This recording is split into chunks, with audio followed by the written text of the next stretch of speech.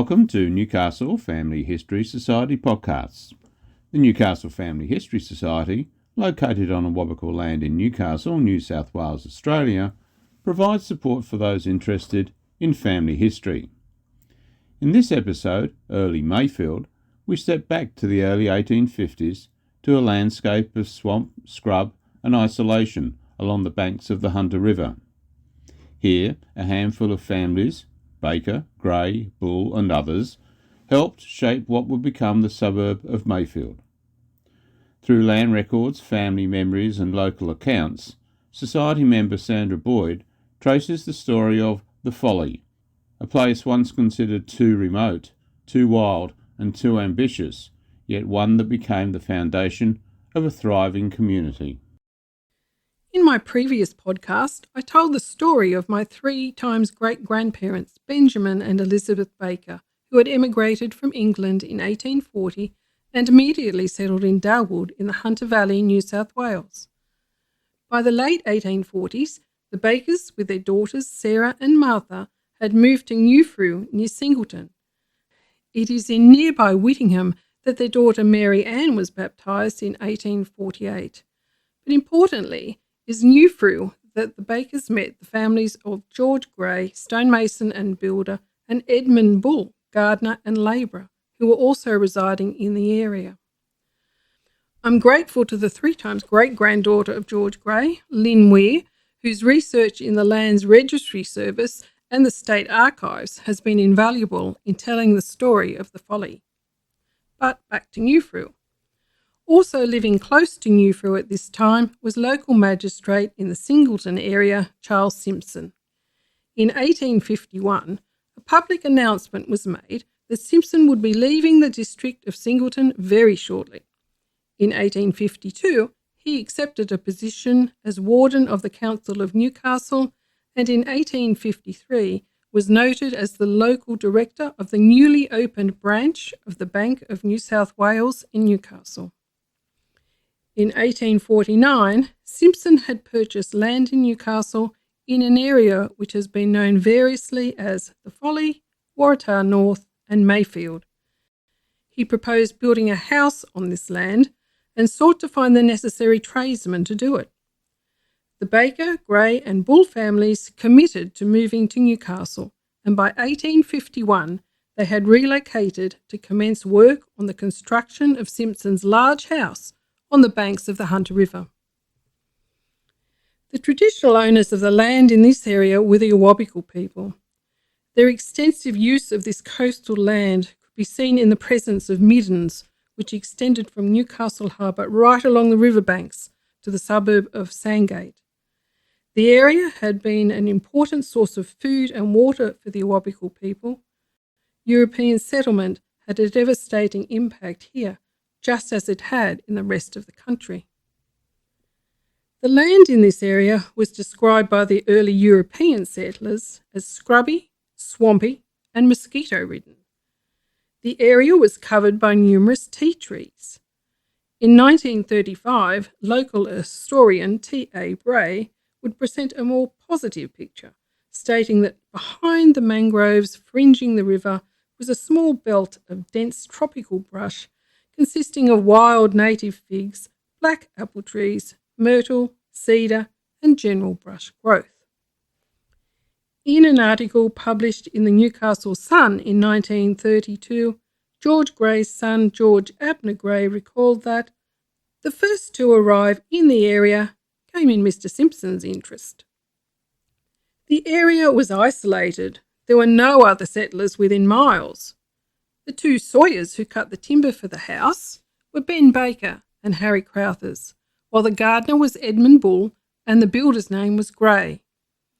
In his memoirs, George Abner recalled that his father used ex-convicts to do the contract work.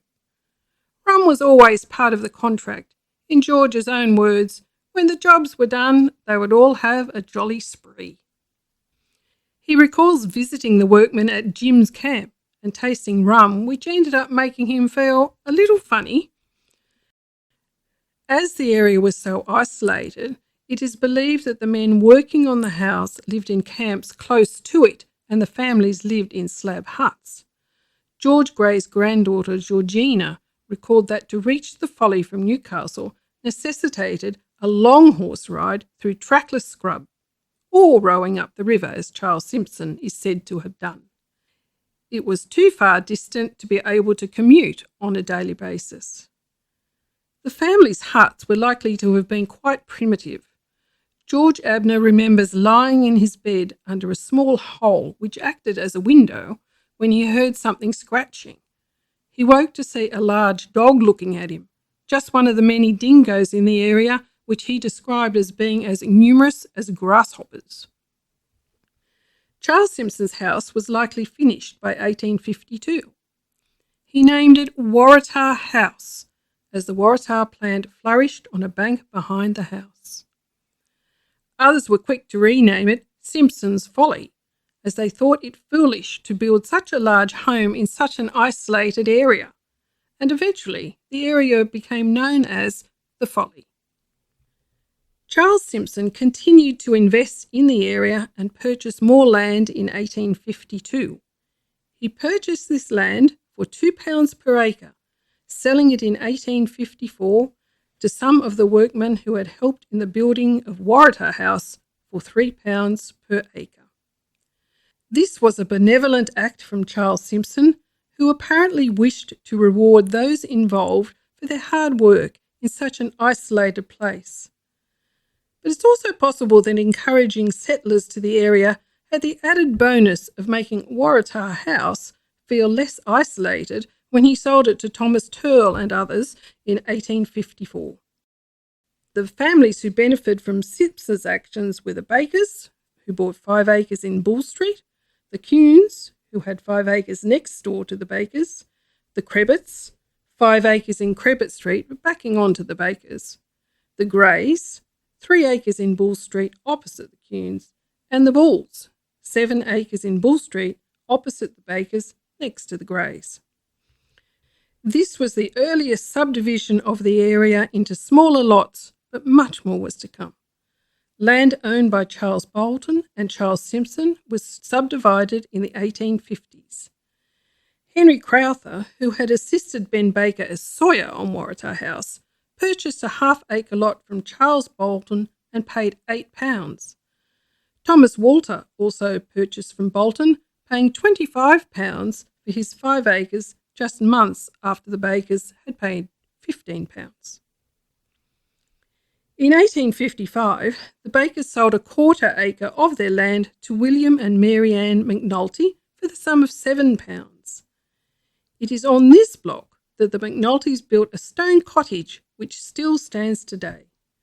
It is located on what is now the industrial highway Mayfield, with Bull Street having changed names in this section. It's reputed to be the oldest home in Mayfield, having been built in the late 1850s. Although commonly known as Simpson's Cottage, there is no direct link to Charles Simpson, with the land having been purchased from Simpson by Ben Baker and resold to William McNulty. The McNultys went on to buy another 3/4 of an acre of land from Ben Baker. This brought the McNultys' land holding to 1 acre and the Bakers to 4 acres. Although William McNulty was not a stonemason, he did live opposite George Grey, who was.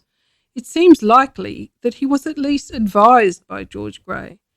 It's thought that William McNulty went on to build the first Anglican church at Mayfield in the early 1860s, with George Grey having passed away in 1861. The settlers worked hard to make the land productive. Throughout the 1850s, improvements were made so that most of the land became suitable to grow vegetables and fruit, which were taken to be sold in Newcastle. Grapes were also grown, and this area became renowned in the Newcastle area for producing wine.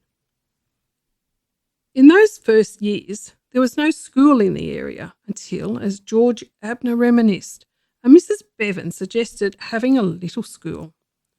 George remembered that a family of Benjamin Bakers, nearly all girls, attended. Their mother sent the little ones for the older ones to look after. That was not to Mrs. Bevan's wish, as she did not want to look after a lot of little kids. So childminding and lack of family support is clearly an age-old problem. The population of the area remained small until the opening of the first section of the Great Northern Railway from Newcastle to Maitland in 1858. A free train ride was enjoyed by the local residents on its opening day. There was a newly built station, Waratah, named after Waratah House, and in walking distance to the Folly. In the following years, people from Newcastle were reputed to enjoy spending time away from the coal dust in the town and taking the train to spend time in the orchards, gardens and vineyards which had been established over the years at the Folly. And the area became known as both the Folly and North Waratah. Over time, Benjamin and Elizabeth's family grew and experienced both good and bad times. In 1851, their daughter Mary Ann, who had been baptised at Newfrew in 1848, passed away. She was buried in the Christchurch Cathedral Cemetery. In a fate similar to thousands of others, her headstone no longer exists, but we are fortunate to know where she was buried, and the inscription on her headstone was recorded. It read, "Sacred to the memory of Mary Ann, daughter of Benjamin and Elizabeth Baker, who departed this life April 29th, 1851, aged 2 years and 5 months." The Bakers had 3 daughters who did reach marriageable age. In Australian society at that time, it was not unusual to marry the offspring of convicts. Perhaps it was a bit more surprising that the 3 daughters would each marry the sons of convicts. Eldest daughter Sarah married George Chapman Priest in 1860. George's sister Mary was married to James Hannell, the first Lord Mayor of Newcastle. At the marriage of Sarah and George, the witnesses were Jesse Hannell, brother of James, and first lighthouse keeper of Nobbies, and my 2 times great-grandfather James Taylor. The wedding took place at the home of George Priest's mother, Mrs. Elizabeth Priest, according to the rites and ceremonies of the Wesleyan Church.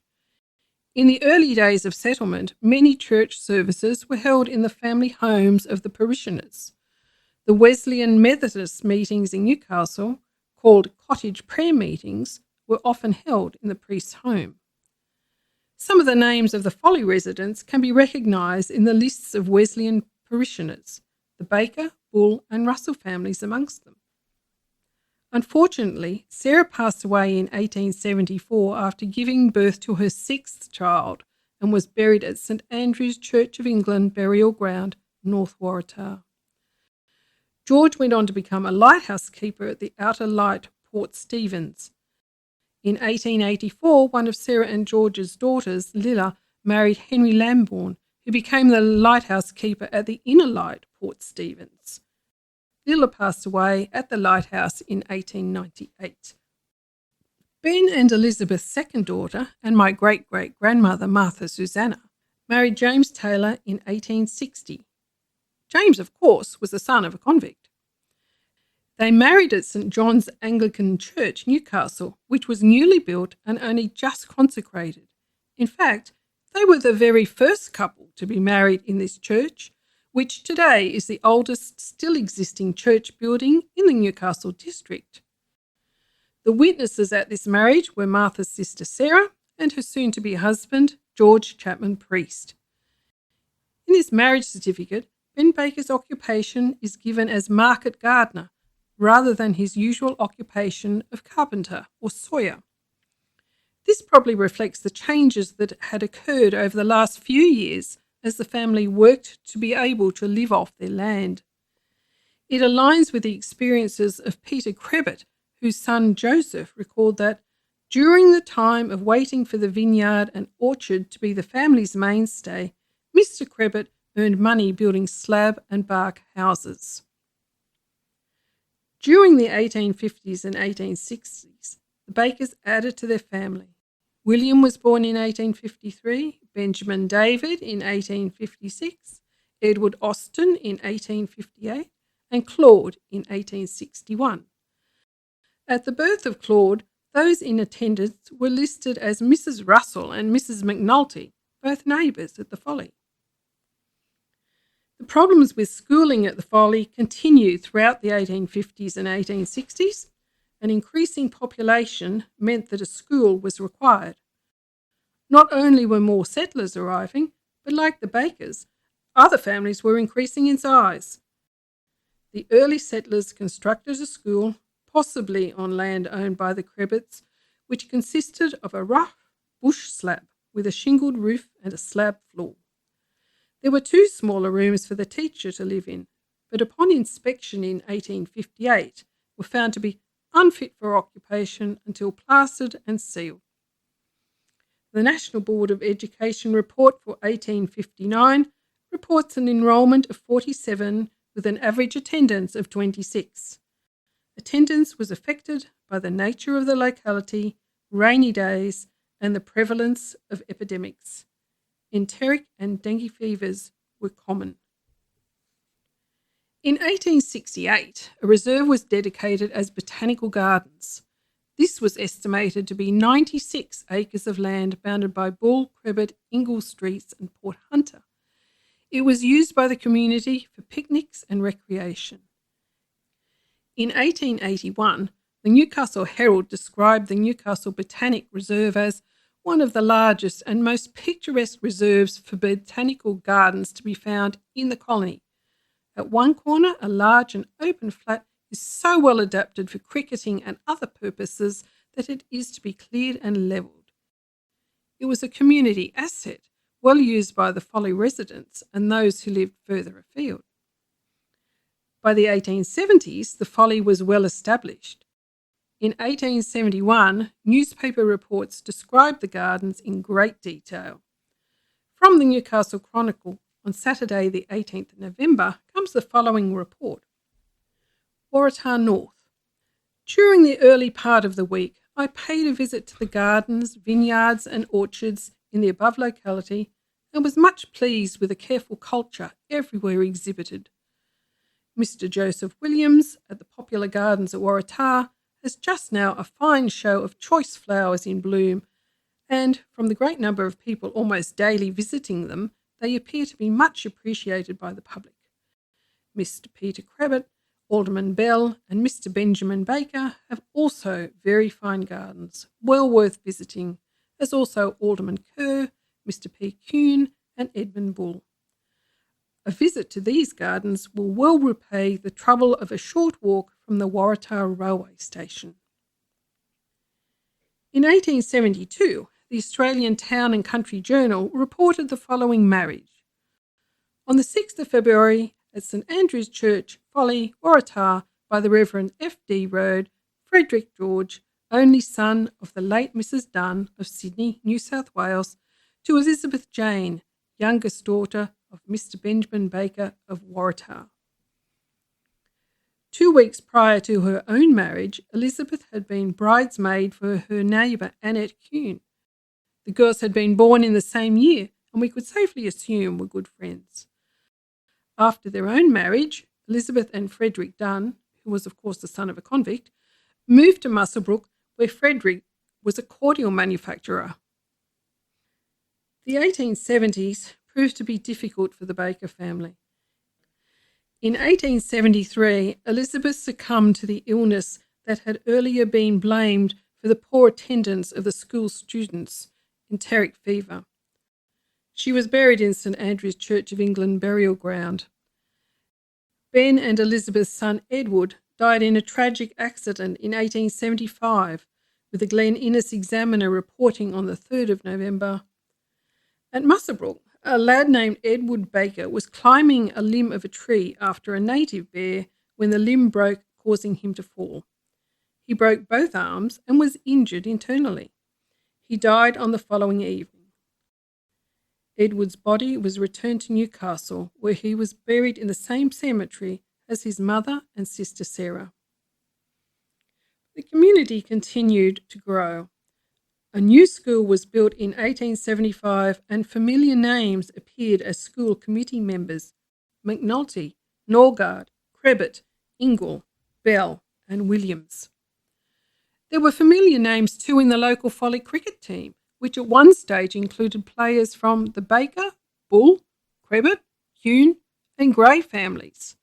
Community spirit seemed alive and well at the Folly.